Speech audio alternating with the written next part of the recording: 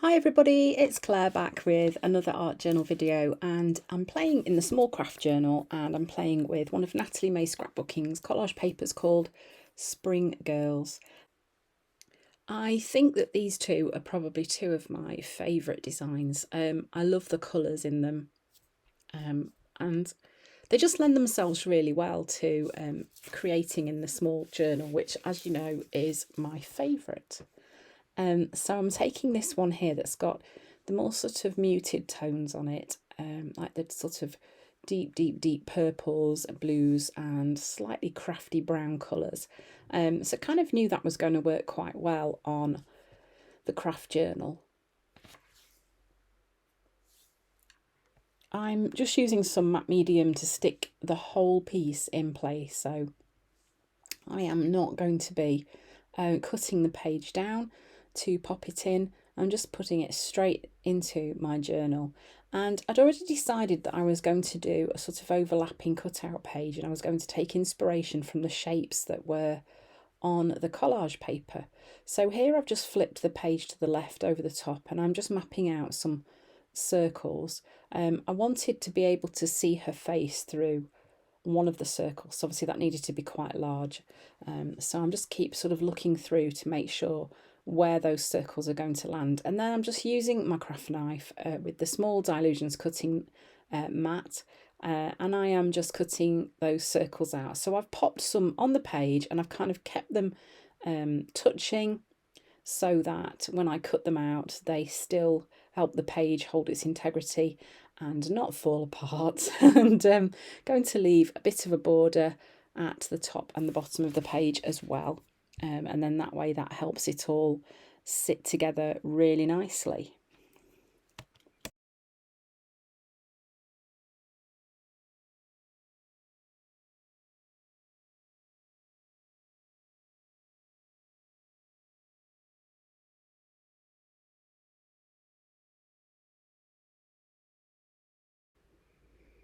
So ultimately my plan is to end up with almost like ring shapes, different sizes, touching each other, and filling the space on that page on the left hand side.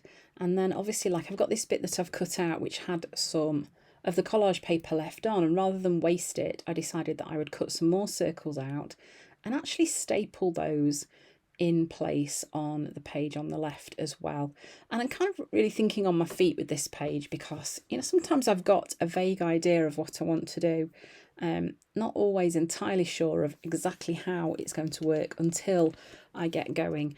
But this was perfect for using the stapler.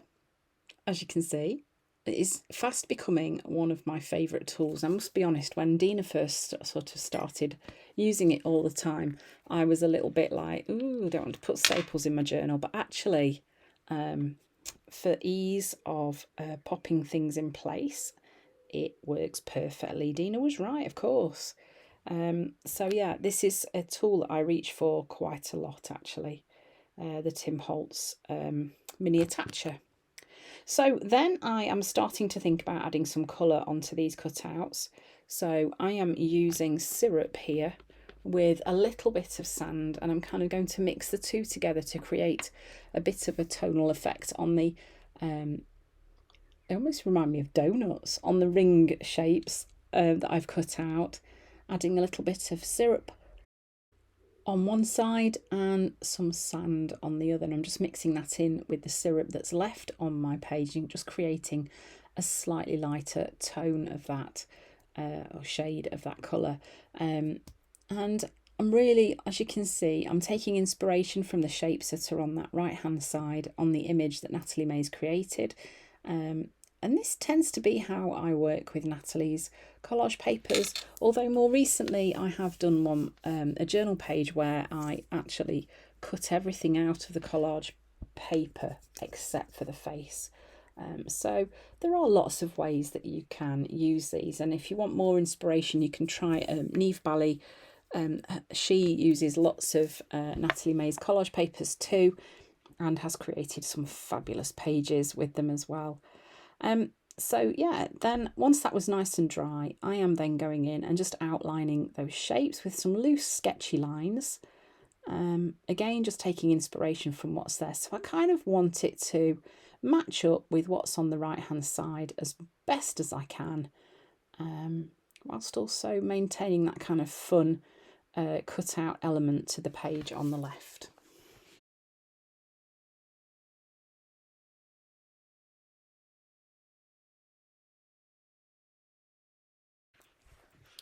So now I've finished on the side that faces the image, I'm now going to work on this side, which will close over the page, and I'm using some night, because there are some of the sort of more purpley dark shades on this collage paper. I've also mixed a little bit of blackberry in there as well, and then I'm just pulling that colour up at the top of the page, just where there was a little area where the collage paper didn't meet, and you see there I forgot to put my paper underneath. I was happily dabbing away, and then I was like, oh no, the image underneath, but it was all right, it was fine. It really hadn't done any damage. So there isn't any gesso on this page either, there isn't any clear gesso, and you can see because I'm watering the paints down a bit, they are kind of absorbing into the fibres of the page. If the paint was not watered down, they probably wouldn't be behaving like that. But I think just because there's that extra water in them, they are kind of soaking in a different way. But I kind of quite like that effect, actually. I think it works well with the way that Natalie has created the collage paper. Then I'm just using this text stamp by Natalie May and just going in adding a little bit of text stamping on the page as well as I have also added some dotty stamps on there too, and it just kind of helps to add those extra layers to the page. So then, because this page is quite dark, I wanted to bring a bit of contrast to it, so I'm using the Signo Uniball to outline these shapes. Now I have a feeling this page wasn't quite properly dry, which is why my white pen isn't really behaving brilliantly, probably because I'd used quite a lot of water to water the paints down, but you can see my pen is misbehaving a little bit. Anyway, it doesn't matter, no point stressing about it. Yeah, come on Claire, learn from your mistakes. That is supposed to be the mark of an intelligent person, isn't it? Oh dear. So I'm just outlining these circles, like I say, just adding an element of contrast onto this cutout page. This is a Signo Uniball as well. I think I have found these to be the most reliable white pens that I use, although, as I have said, if your page is a little bit damp, sometimes it won't behave. And then again, I'm just bringing that stamping element onto this front page so it marries up with what I've already done on the page underneath.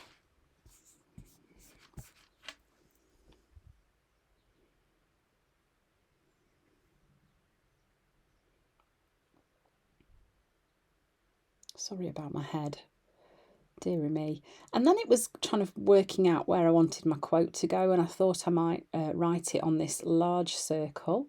So I started writing it here.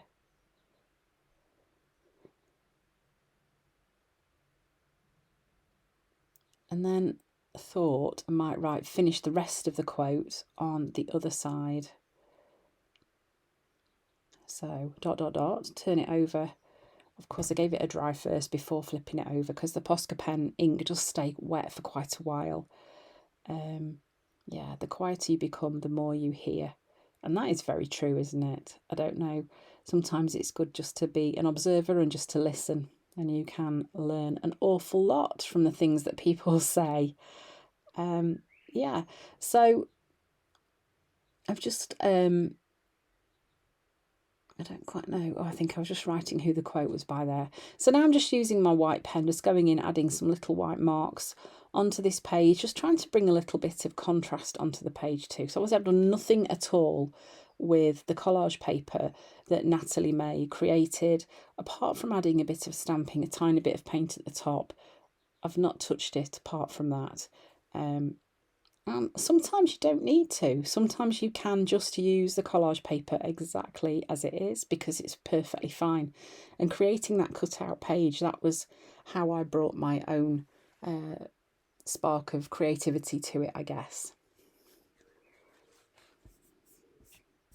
So that was a jelly roll pen, just using one in fluorescent pink just to bring some more mark making onto that page too. So here it is, the finished page with that little cutout element on the left hand side, using Natalie May's beautiful collage papers called Spring Girls. So thanks for watching. I hope you found some inspiration, and I hope to see you again soon.